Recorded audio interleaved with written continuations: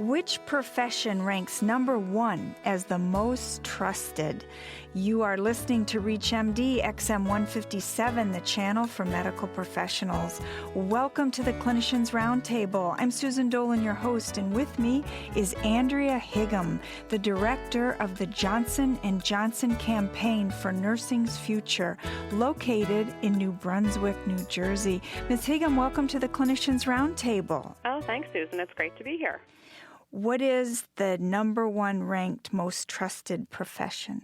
Well, as I'm sure you can imagine, nurses are currently and have been for the last almost a decade ranked as America's most trusted profession. And that's according to the 2007 Gallup survey on honesty and ethics. 83% of Americans placed nurses in the number one position for the 9th consecutive year. Wow. Why do you think that is so? Well, I think nurses have just always been seen as the people that provide us with the care we need, and they're kind, compassionate individuals who are very knowledgeable and very well educated and very well trained. And also, they really are making a difference in the lives of so many people, and people do trust what they have to say, even more so than other professions, including medicine, actually. What professions rank 2, 3, 4, and 5? Well, according to Gallup, the second profession would be grade school teachers, third would be pharmacists, fourth would be military officers, and then fifth is what I alluded to before, which is medical doctors. Give us the big picture here. How many nurses are there nationwide? Well, according to our research, we found that there are about 3 million registered nurses in the country, a little bit less than that, about 2.9 to 3 million registered nurses. Of that, about 2.4 million, or around 83%, are currently employed in the practice of nursing.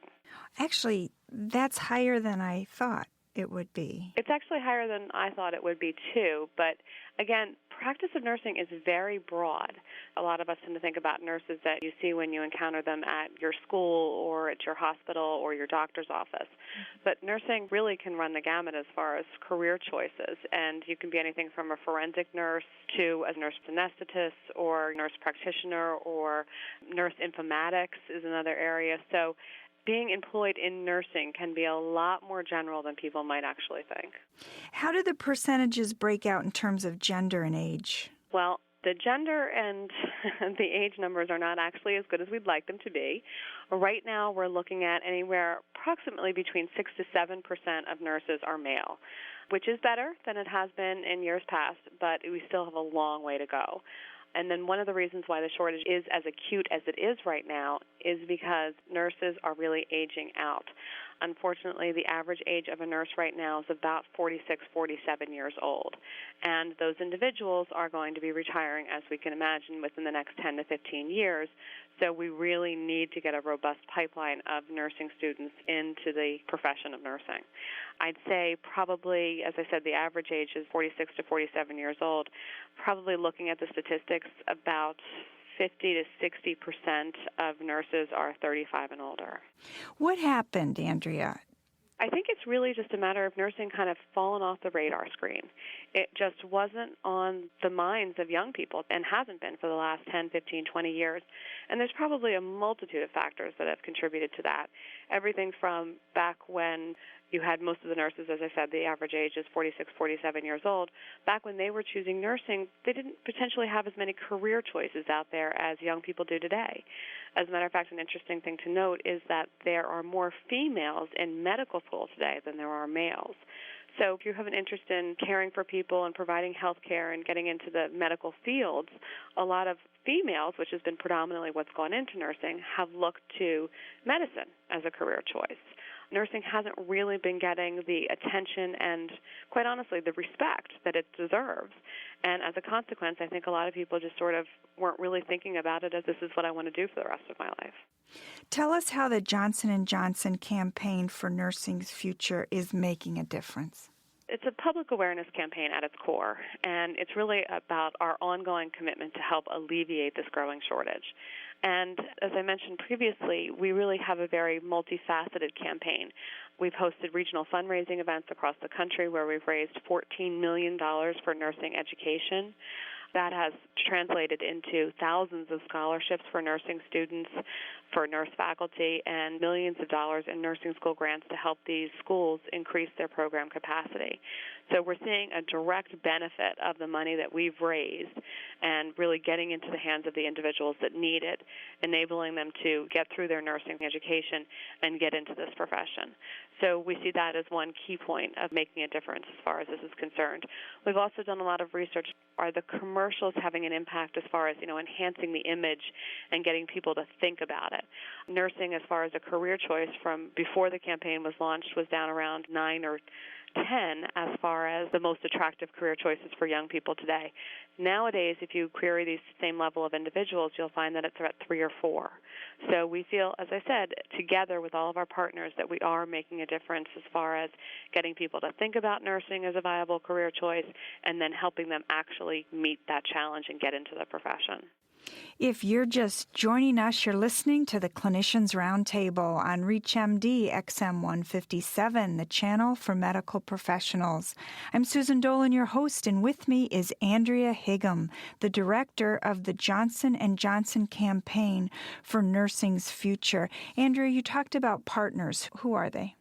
Well, we've been very fortunate. We've had a really dynamic group of individuals that we've worked with over the course of the campaign, and there are probably 50 or 60 organizations that I could point to that have helped us in the development of different components of it.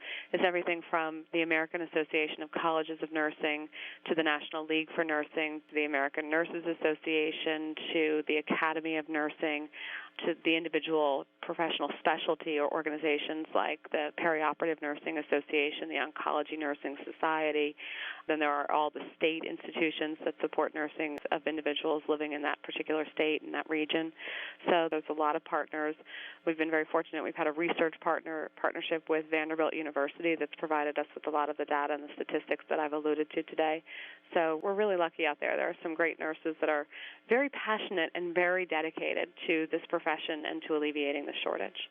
What are the pay scales today for nurses and nursing faculty? It's actually better than most people would think, probably in large part because there is the shortage and the demand for nursing is so high. But, for example, one of the nursing students that just graduated in May with a baccalaureate degree, granted she is going to work in an urban area in New York City, but she's going to be working 3 12-hour shifts a week, and her pay will end up being upwards of about $65,000 to $70,000 a year. So I don't know about you, but I can honestly tell you that when I was 22 years old and a recent college graduate, my first job wasn't paying $60,000 a year. So it's pretty attractive as far as the financial rewards are concerned. But tough work, and they deserve to receive that amount of money because these people are really truly on the front line of healthcare. They are responsible for providing you with your direct patient needs. They're also managing a lot of the paperwork that goes along with it, the medications. They are really, as I said, on the front lines of healthcare, and I'm glad that they are being rewarded to the level in which they are because they certainly do deserve it. I agree. What are the most popular fields of practice that are emerging in the nursing profession today? Interestingly enough, the two probably most popular areas in nursing are nurse anesthetists and nurse practitioners. These are areas in which they do require advanced degrees, both of which generally require more along the lines of a doctorate in nursing in a particular area. But these are very attractive positions. You can really almost control your own profession within them. So they're very attractive for a lot of people today, and those are probably the two most popular areas. But other things that have been growing in popularity are pediatric nursing, critical care nursing, neonatal intensive care nursing, and interestingly enough, one of the ones, and this may be a direct result of some of the TV shows and things like that that are out there, but forensic nursing is a growth area in nursing right now. Oh, that's interesting. What other trends do you see for the future? Nursing is something, as I talked about before, that's very dynamic, ever-changing, ever-evolving. And one of the things that we probably wouldn't have been able to see or forecast 10, 15 years ago has been the really significant rise in online nursing education programs. They're becoming much more popular because they have a lot of benefits. They're not secondary to traditional programs, but they are filling a void and offering students that are perhaps waitlisted at traditional schools an alternative. And as I said, that is just one element of their nursing education, the online programs. It doesn't replace the clinical rotations or the classroom experience and things like that. It's just one element of their education. There's also a new trend in sort of the entrepreneurial area of nursing, where licensed registered nurses combine their specialty skills with other things to form new businesses. I mentioned before nursing informatics. Combining nursing and computers has become very popular. Legal nurse consulting, hiring a nurse to become an advocate for you to help you manage your health care if you're dealing with a chronic or terminal issue that you need someone who has certain expertise in that area. There's also legal nursing, nurses that are going on to get a degree in law and using that, as I said before, to become an advocate or to get into nursing. There's also some interest in the science of nursing. So there are a lot of people that are going on to become what we refer to as nurse scientists. So there's a range of home health care businesses that are starting up all over with people in this entrepreneurial area as well. So there's really a lot of interesting stuff out there right now. Explain more about nursing informatics. From what I've been able to gather, nursing informatics is something that's combining the career of nursing and computers and technology. As I think all of us are aware, technology is almost becoming a staple in healthcare. There are computers in every room. There's computers in every room on every floor in a hospital. And I think what it's doing is it's actually taking the profession of nursing, what you've learned in nursing school, and helping to implement and develop programs that can be used by different hospitals, different healthcare providers to assist in the care and recovery of patients. Tell us about the nursing gang. The nursing gang, that is actually an interesting development that we put together probably about I guess it's about 3 or 4 years ago. It's been very, very popular. And our specific approach was to try and get young people engaged around thinking about nursing. It's interesting in some of the research that we've done, we found that, young people, and I'm talking young people, 6, 7, 8, 9-year-olds, they don't necessarily look at careers and say, oh my gosh, that's definitely what I want to be when I grow up. But if you don't put a positive image of something in front of them and say they only get a negative image of it, then they will rule it out as a potential career choice later on.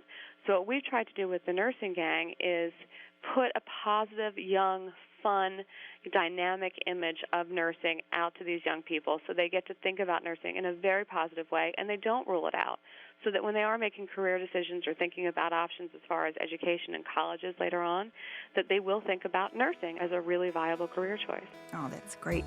Andrea Higham, thank you so much for joining us to discuss the Johnson & Johnson campaign for nursing's future. It's been a lot of fun. Thank you, Susan. I'm Susan Dolan. You've been listening to the Clinicians Roundtable on ReachMD XM 157, the channel for medical professionals. Please visit our website at reachmd.com, which features our entire library of on-demand podcasts, or call us toll-free with your comments and suggestions at 888-MD-XM 157. Thank you for listening.